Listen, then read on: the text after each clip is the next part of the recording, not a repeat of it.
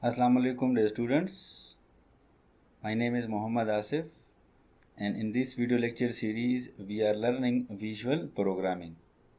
Students, this is week number 9 and lab number 9. In our previous lab class we have implemented few topics in which include the abstraction in C#, that how abstraction will be achieved within the C#. So first we have learn about the abstract and then implemented the abstract class with the help of programming example in C#.NET framework. We have also solved and learned about the interface and solve a programming example within the C#.NET framework. Inshallah, in today's lecture, we will be implementing about the polymorphism. First, we have already learned about the polymorphism, and inshallah in today's lecture, or you can say the lab class, we will be implementing the polymorphism. We will be also learning about the static binding and the dynamic binding with the help of programming example within the C#. So now let's start our lab class. Okay student, first we will be implementing the static binding, which will be achieved with the help of method overloading. What is method overloading? As we already learned in our previous lecture, first we will be having more than one function. Second, the function signature will be same except the set of parameters. So let's implement the method overloading. First let me declare some integer values, that is a comma b comma c. Then define a function with the name return type integer with the name addition, and two set of parameters num1 comma integer num2. Within the body, a will receive num1 and b will receive num2.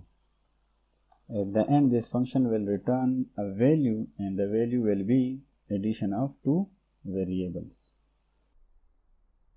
Okay, let's see the second function, that is public. Again, the same integer return type. Name of the function will be same, but having different number of parameters, num1 comma integer num2 comma comma integer num3. So in this function we will be receiving three different values. So a will receive num1, again the same.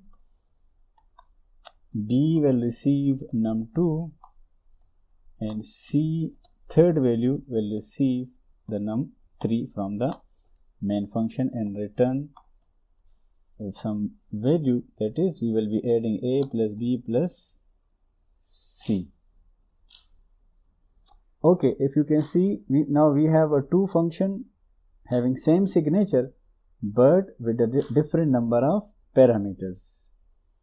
And now let's see, first declare the object ob is equal to new program. So ob dot, if you can see, we will be having only one add function, because we have two functions with the same name. So there is the IntelliSense show only one add function. So where it will be different, when we will be sending the two set of parameter or three set of parameter. So we have just called the first function, but this function having a return value, so we will receive the value. So let's see, we will be directly printing the value with the help of write line function.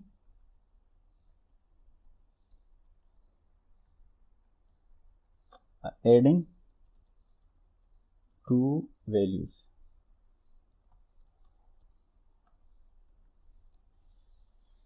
And again copy this line, Control C, Control V, but this time we are again calling the add function but sending third mean 3 values to call the second function.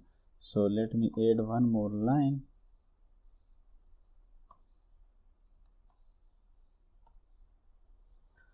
So execute this program. Now we are just added 2 values, which is 5 and 9. So this is how the method overloading is. Same signature but having different number of parameters. So this is how we can call it static binding. So at a compile time, the compilers know which function will be called because of the different set of parameters. Okay student, this is all about the method overloading. Now let's come towards the method overriding, which means dynamic binding. Okay, let's start the dynamic binding, and dynamic binding will be achieved with the help of method overriding. What is overriding? As we already discussed, first the inheritance will be involved, second the same signature of the function in base class as well as in the derived class, third the derived class will follow the signature of the base class. In a base class, within the signature of the base class, we will be writing the virtual keyword before the return type. And in a derived class function, we will be using the keyword that is override before the return type. And at the end, the reference object will be decided at a running time that which function will be called. So let's implement first. Public return type should be void ftn1 name of the function, no arguments. Within the body we will be just printing a simple message, that is console.writeLine. This is base class function. Copy end of the class of a base class and start a new class, it is derived class, because the inheritance will be involved. So inherit the base class and start a new class and paste. So as you can see, the function signature is same but the body should be different, must be different. Derived class function. Now let's create the object. So the type of the object should always be of a base class.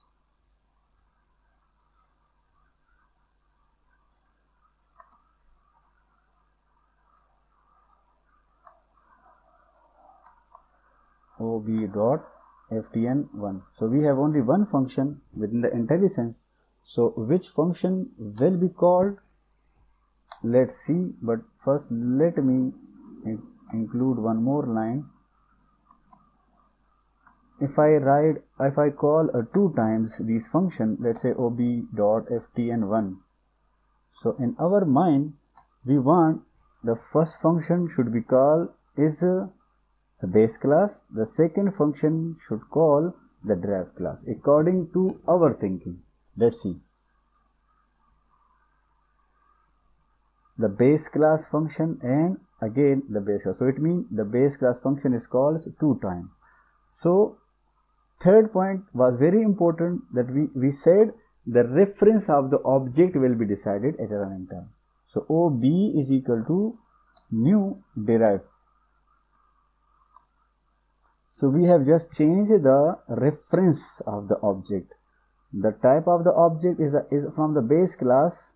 So when we call this time, the reference was the base class, and now the reference is just changed, is from the derived class. So the object now have a reference of derived class. Now again we are calling. So let's see what will be the result. Again you can see the base class function, and again because we have a missing one word, one point, which is, as you have remembered, that first we will be using the keyword virtual. at a base class, and within the derived class we will be using the keyword override. So if we do not use these two keywords, the reference object will never call the respected the specific function. So let's execute. Now let's see. Now you can see the base class function is called, and the second time the derived classes function is called because of this reference object. The reference of the object is a base class, so that's why this function called from the base class, and the derived class reference received by the object, that's why this function called from the derived class. But we must have to use the virtual keyword, sometime it is called virtual function, and must write the keyword the override. So it will be overriding the function. So this is all about the method overriding. Student, I hope you have learned that is how we will be implementing method overriding. Okay, let's summarize the topic polymorphism, in which we learn polymorphism means many forms. Within the programming, we said we will be having same code with a different outputs. So if you can see, within the base class the signature and the derived class signature is same, so the same code producing different outputs. So students, this is all about the polymorphism. If you have any question, you may ask me on my official email address, that is asif@northern.edu.pk. Thank you. Allah Hafiz.